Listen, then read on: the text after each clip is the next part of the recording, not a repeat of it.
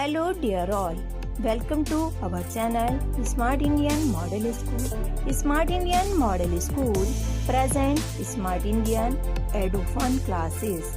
EduFun online classes includes course studies of playgroup to class 12, emotional and communication skills, happiness classes and DIY activities. Hello bachcho, today's topic is heterotrophic nutrition, and in the previous class we have completed autotrophic nutrition and the differences between autotrophic nutrition and heterotrophic nutrition.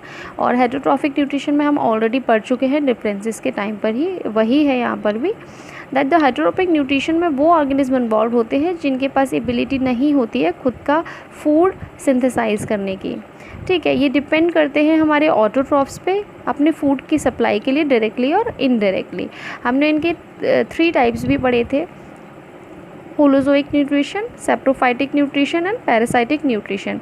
Holozoic nutrition में हमारे वो organism involve हो रहे थे जो कि solid food को intake कर रहे थे और उसका ब्रेकडाउन बॉडी में कर रहे थे. सेप्रोफाइटिक न्यूट्रिशन में वो इन्वॉल्व थे जो कि डेड और डिकेइंग पार्टिकल्स पे, डेड और डिकेइंग फूड पर जो है फीड कर रहे थे. पैरासाइटिक में वो ऑर्गेनिज्म इन्वॉल्व थे जो अपने होस्ट पे डिपेंड थे अपने न्यूट्रिशन के लिए, मतलब कि खुद कोई वर्क नहीं कर रहे थे, डायरेक्ट न्यूट्रिशन का जो है इनटेक करते हैं अपने होस्ट से. ठीक है, now let's start. How do organism obtain their food. तो दोनों ही जो different types of organism are present, तो जितने भी आपके जैसे यूनिसेलुलर ऑर्गेनिज्म हैं और मल्टीसेलुलर ऑर्गेनिज्म है, दोनों में ही जो फूड को ऑब्टेन करने का जो वेज होंगे वो डिफरेंट होंगे. अब वही हम यहाँ पर देखेंगे. यूनिसेलुलर ऑर्गेनिज्म में क्या होता है, in case of unicellular organism no specific organs are required और present for taking food, exchange of gases और removal of waste. Unicellular organism में आपको कोई स्पेशल जो है ऑर्गन नहीं मिलेगा या फिर कोई स्पेशल टिश्यूज़ नहीं प्रेजेंट हैं, क्योंकि भाई वो सिंगल सेल्ड है, उसके पास टिश्यू सिंगल ही सेल है, टिश्यू बन ही नहीं रहा है, ऑर्गेनाइजेशन जो है सिंगल सेल तक ही है, तो ऑर्गन होगा ही नहीं. तो ना ही ऑर्गेनल है कोई जो कि फूड को टेक कर सके या फिर एक्सचेंज गैसेस का हो या वेस्ट को रिमूव कर सके. ठीक है, तो because the entire surface of the organism is in contact with the environment, क्योंकि उनका पूरा जो सरफेस है वो किसके कॉन्टैक्ट में है, एनवायरनमेंट के कॉन्टैक्ट में है. एक यूनिसेलुलर है तो वो पूरा सरफेस जो उसका होगा एनवायरनमेंट के कॉन्टैक्ट में. Now let's have a look on the examples of unicellular organism और वो किस तरह से फूड के इनटेक कर रहे हैं.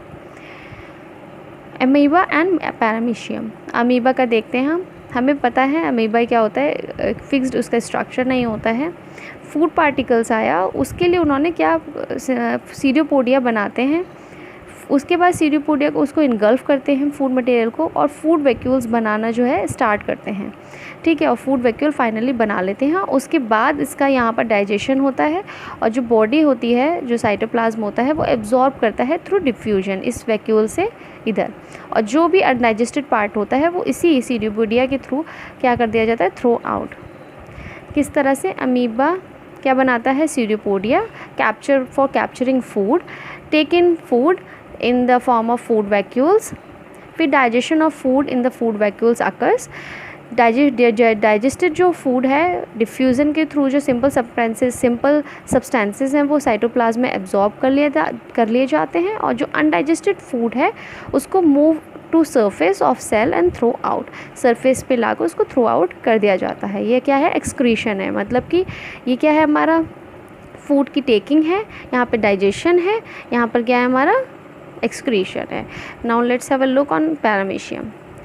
In paramecium, food is taken in at specific spot by the movement of cilia which covers the entire surface.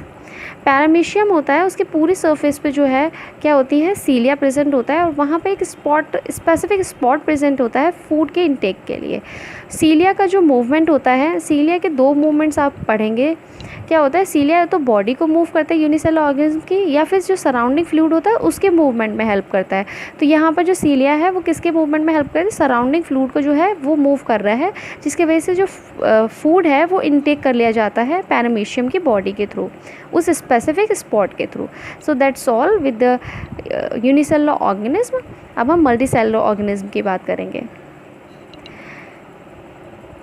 Since in multicellular organism all the cells are not in contact of the surrounding environment, क्यों contact में नहीं होती है, complexity बढ़ जाती है, multi cellular organism बन जाता है, तो काफ़ी सारी सेल्स हैं, सारे सब सेल्स का जो सरफेस होगा वो इन्वायरमेंट के जो कांटेक्ट में होगा नहीं होगा। Thus the simple diffusion will not meet the requirement. तो डिफ्यूजन जो डिफ्यूजन होगा, डिफ्यूजन होता है हमारे बॉडी में, लेकिन जो है सारी जो रिक्वायरमेंट्स है उसको मीट नहीं करेगा simple diffusion of all the cells. So multi cellular organism has specialised body parts और tissues for different particular functions. हमारे पास डिफरेंट टिश्यूज़ और ऑर्गन्स हैं डिफरेंट पर्टिकुलर फंक्शंस के लिए। पर्टिकुलर जो ऑर्गन है या टिश्यूज़ हैं पर्टिकुलर फंक्शन परफॉर्म कर रहे हैं हमारे मल्टीसेलुलर ऑर्गेनिज्म में। यदि आपको हमारा वीडियो अच्छा लगा हो तो आगे की वीडियो की नोटिफिकेशन प्राप्त करने के लिए कृपया बेल बटन दबाएं और चैनल सब्सक्राइब करना ना भूलें। Please subscribe our channel of Edufun classes. Thank you for watching.